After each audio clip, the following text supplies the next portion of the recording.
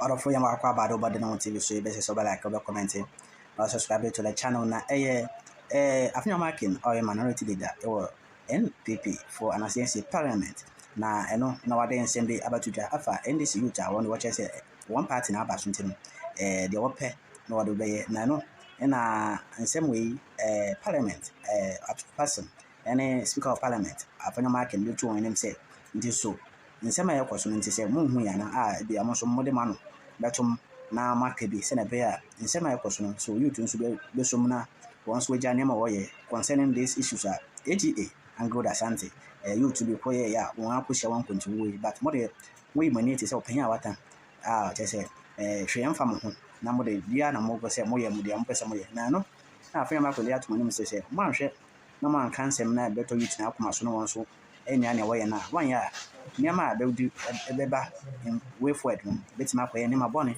tin dia yetima chance na no wo anglo da asante nti so o futu bia monhwe no anka nesisi na yensa na ekoye kese a ya na o man ya ko ne be ko so hwa na do dan ko fa do start to play it na bo egu hwe ne ma sometimes no ekufa do be ye ene ba onya so be ye ya yetimi accessible no ni nyina no Ato Forson in the speaker of parliament once me nka asembia mfa ame na no na ha Afenyo Markins na so de na ra wosen etu na me ekuti ema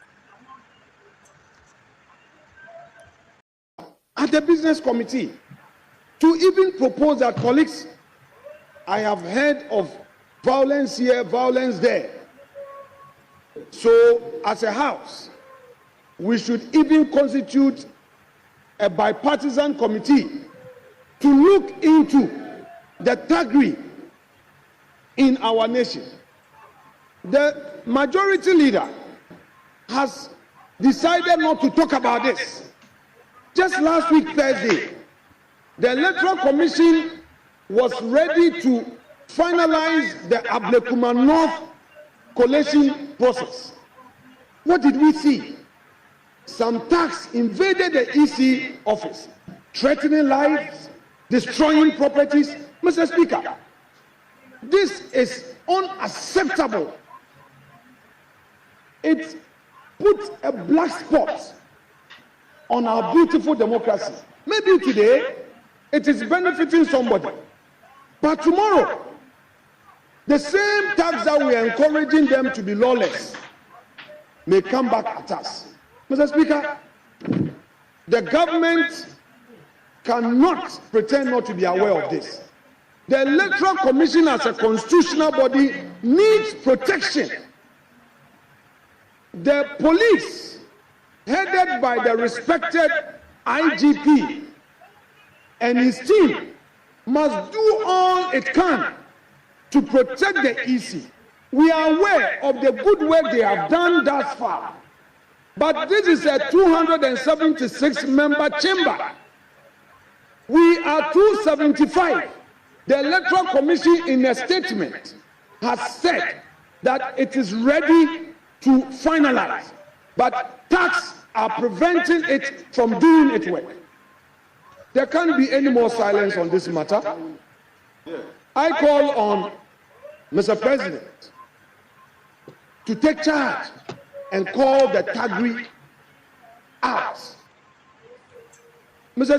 Speaker, we know that Mr. President in his records in this house was known to be a peace-loving Ghanaian.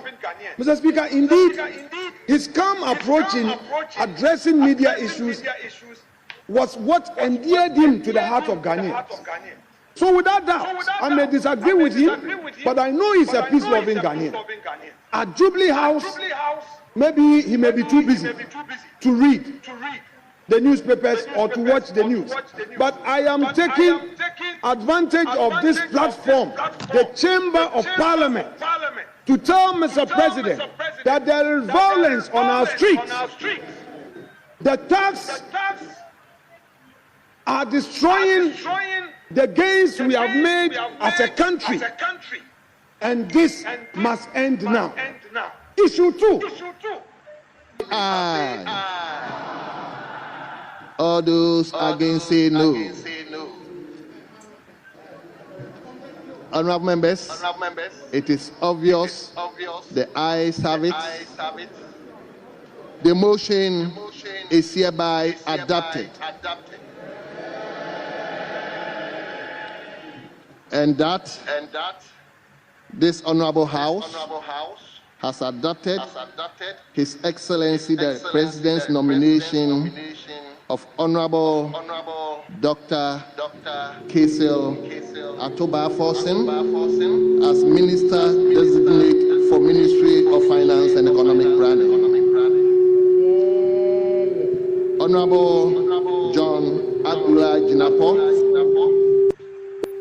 And the readiness of healthcare facilities to respond to spikes in the Ghana Health Service and all relevant public health authorities should work in tandem to strengthen surveillance, enhance public awareness campaigns, promote preventive measures, and maintain readiness of healthcare facilities. Mr. Speaker, I commend the Ghana Health Service for coming out on this matter. I therefore draw the government's attention to this and to further advise it to give these state institutions the needed support to be able to handle the situation. Mr. Speaker, our collective experience with COVID-19 underscores the critical importance of vigilance, preparedness, and swift response. HMPV's similar symptoms to other respiratory infections means that our surveillance efforts must be comprehensive and well coordinated. By investing in robust public health infrastructure, we can safeguard our citizens, preserve their health, and sustain productivity. Mr. Speaker, it is incumbent upon us to assure the Ghanaian public that we stand ready to address any emerging threats to our nation's health with appropriate planning, clear communication, and collaboration across sectors. We can effectively manage HMPV and any future respiratory viruses as we think globally and act locally. Our people deserve a health system that is resilient, proactive, and committed to protecting the well-being of all. Thank you for your kind attention. Honorable members, I have another statement. I want us to take that one as well. Then I will invite members to contribute. You may decide to contribute to which one you are interested in. So let me invite Honorable Member for Medina to also read his statement on Ghana's leadership in ensuring the full implementation of the Africa Continental Free Trade Area Agreement.